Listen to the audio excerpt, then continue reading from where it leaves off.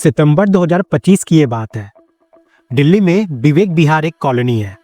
यहाँ पर एक बड़ी सी कोठी होती है और उस बड़ी सी कोठी के अंदर एक नौकरानी रहती है जो यहीं पे 24 घंटे काम करती है, यहीं सोती है, यहीं खाती है और यहीं पर काम भी करती है।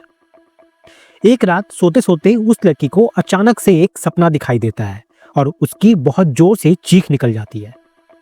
इस बार मालकिन मालिक की भूमिका निभाती है और उसके पास जाती है और उसे अपने सीने से लगाती है, पुचकारती है, दुलारती है और कहती है, बेटा तुम इतनी परेशान क्यों हो? क्या दिक्कत है? क्या परेशानी है? तुम रात में सोते सोते एकदम चीखने क्यों लगती हो और डर क्यों जाती हो? देखो मैं तुम्हारी माँ की तरह हूँ, तुम मुझसे हर बात शेयर कर सकती हो। अब मालकिन की ये बात सुनकर नौकरानी को लगता है कि कोई अपना है जिसे वो ये बात बता सकती है। तभी वो कहती है कि जब भी मैं सोती हूँ और आंखें बंद करती हूँ तो मेरे सामने कुछ तस्वीरें चलने लगती है और जैसे ही आंखें बंद होती है एक आवाज आती है जो मेरा नाम लेती है, बहुत आराम से और बहुत धीरे से। जब वो आवाज बुलाती है तो मैं एकदम से डर जाती हूँ, चौंक जाती हूँ और तभी मैं पसीना पसीना हो जाती हूँ। इसके बाद मालकिन पूछती है कि बेटा ऐसा क्या है, ये कौन है जो तुम्हें आवाज लगाती है? तब वो कहती है कि ये मेरी सहेली है जिसका नाम सोनिया है। सोनिया के साथ बहुत गलत हुआ था, उसके साथ बलात्कार हुआ था, फिर उसकी हत्या कर दी गई थी और उसकी हत्या मैंने अपनी आंखों से होते हुए देखी थी। ये बात सुनकर मालकिन के पैरों तले जमीन खिसक जाती है। फिर वो आगे बताती है कि मेरा भी यहाँ पर बलात्कार हुआ था और मेरा भी वीडियो बनाया गया था। अब ये सब सुनते ही मालकिन पूछती है कि किसने बनाया और क्यों बनाया, नाम बताओ। जब यहाँ पे ज्यादा पूछा जाता है तब वो डर जाती है और इससे ज्यादा वो कुछ बता नहीं पाती।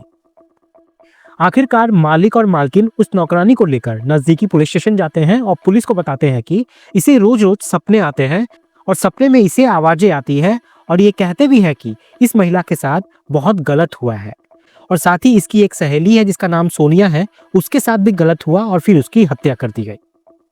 आप इस मामले की जांच पड़ताल करने की कोशिश कीजिए कि इसमें कितनी सच्चाई है।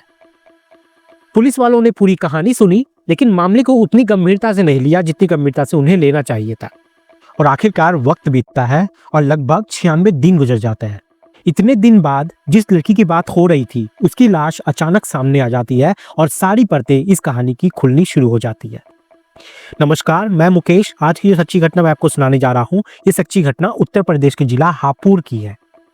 ये बात 1 दिसंबर 2025 की सुबह करीब 7 बजे की है, जब पिलखवा थाना क्षेत्र में नेशनल हाईवे 9 पर रमा हॉस्पिटल के ठीक सामने एक ईख का खेत होता है। इस खेत में एक व्यक्ति टॉयलेट करने के लिए रुकता है और उसकी नजर एक काले रंग के सूटकेस पर पड़ती है। पास जाने पर उसमें से दुर्गंध आ रही थी जिससे उसे शक होता है और वो 112 नंबर पर पुलिस को सूचना देता है। सूचना मिलने के बाद police, forensic team, dog squad और आला अधिकारी मौके पर पहुंचते हैं और वीडियोग्राफी के दौरान सूटकेस खोलने पर एक लड़की की लाश मिलती है जिसे पहले 10-12 दिन पुरानी बताई जा रही थी। उस लाश को कब्जे में लेने के बाद पुलिस ने जांच पड़ताल शुरू की। आसपास के इलाके में जितने भी सीसीटीवी कैमरा लगे हुए थे, हर सीसीटीवी कैमरे को खंगाला जाता है लेकिन पुलिस के हाथ कुछ नहीं लग रहा था। आखिरकार एक पोस्टर तैयार किया जाता है और वो पोस्टर हर टेम्पो के पीछे, बसों के पीछे, रोड बेस पर लगाए जाते हैं। अब ये तारीख थी 12 दिसंबर 2025। एक बिजनेसमैन की नजर एक टेम्पो के पीछे इस पोस्टर पर पड़ती है। उस पोस्टर को देखने के बाद मोबाइल से उस पोस्टर को फोटो खींचता है और अपने घर पहुंचता है। घर में जाकर उस नौकरानी से बातचीत करता है और कहता है कि बेटा, जैसी तुम बातें बता रही थी वैसी ही बातें इस पोस्टर में भी लिखी हुई है। मुझे तो ऐसा लगता है कि जो तुम्हारी सहेली है सोनिया, कहीं ऐसा तो नहीं कि इस सूटकेस के अंदर उसी को पैक कर दिया गया हो। बात इतना कहना था कि वो बिजनेसमैन उस नौकरानी को लेकर यानी कि संजीदा को लेकर वो थाने पहुंचता है। वहां जाकर कहता है कि साहब, कुछ जानकारी मेरी ये घर में काम करने वाली जो नौकरानी है वो आपको देना चाहती है, आपसे बातचीत करना चाहती है।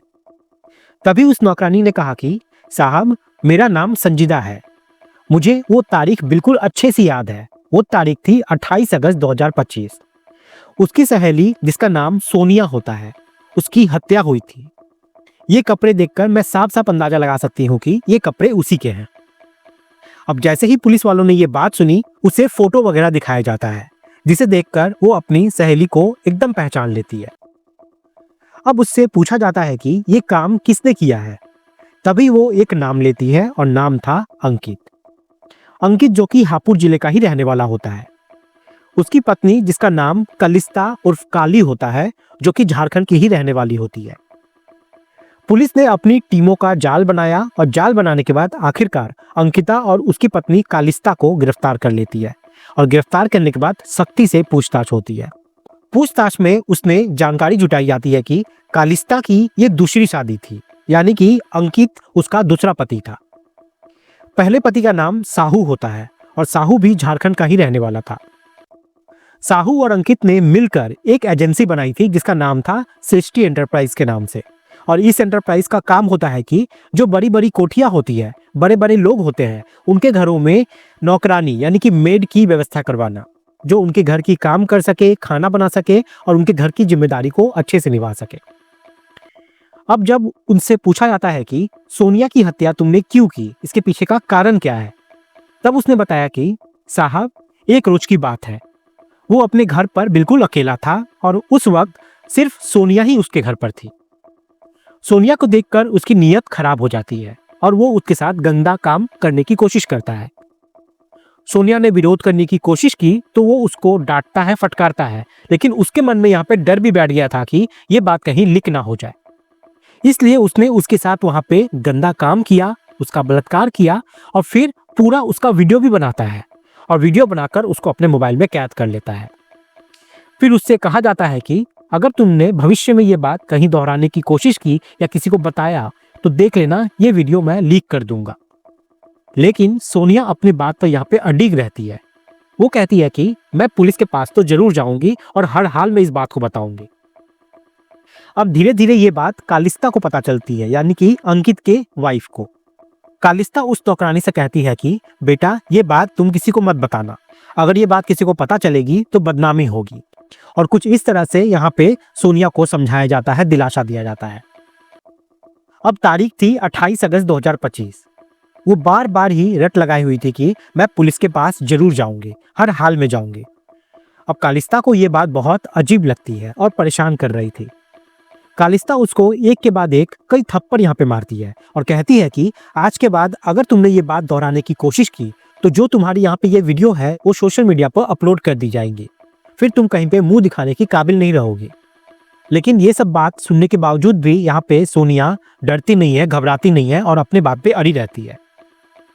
फिर अचानक से अंकित ने वहां पे एक डंडा रखा हुआ अपने हाथ में उठाता है और सोनिया को उस डंडे से मारना शुरू कर देता है। सोनिया वहां पे बेहोश हो जाती है और बेहोश होने के बाद फिर वो कभी होश में आती ही नहीं है।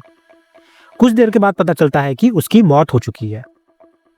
इस घर में उस वक्त सोनिया के साथ साथ संजीदा भी मौजूद थी, यानी कि सोनिया के साथ वहां पे जो जो चीज हो रहा था वो अंकित और उसकी पत्नी कालिस्ता ने तो देखा ही था, साथ में उसके घर में काम करने वाली जो नौकरानी थी संजीदा, उसने भी ये सब काम देख लिया था। इसी बीच में पति और पत्नी ने दिमाग लगाया और उनके मन में एक खुरापाती ख्याल आता है। वो डंडा दिया जाता है अब संजीदा के हाथ में और वो वीडियो बनाते हैं और संजीदा को कहते हैं कि तुम इस लाश के पास में जाओ और तुम वहां पे जाकर खड़े होके बोलो कि ये काम तुमने किया है। लेकिन संजीदा ये काम करने से यहाँ पे इनकार करती है, तो जो पति पत्नी थे वो जोर जबरदस्ती देकर उससे ये बात बुलवाते हैं और साथ ही अंकित जो होता है वो उसका यहाँ पे बलात्कार भी करता है, जिसकी पूरी वीडियो उसकी पत्नी खुद बनाती है।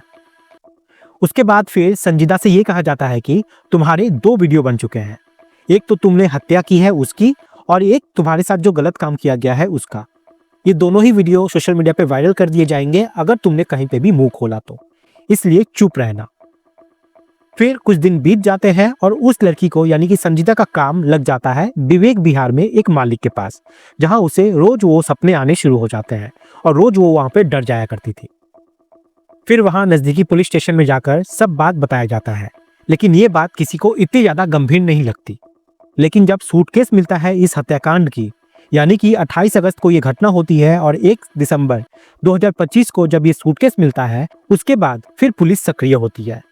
उसका पोस्टर छपवाया जाता है और फिर जब ये मालिक तक पहुंचती है ये पोस्टर, तब जाके वो मालिक अपनी इस नौकरानी को यानी कि संजीदा को पुलिस स्टेशन लेके वापस जाता है और तब जाके ये पूरी घटनाक्रम का खुलासा होता है।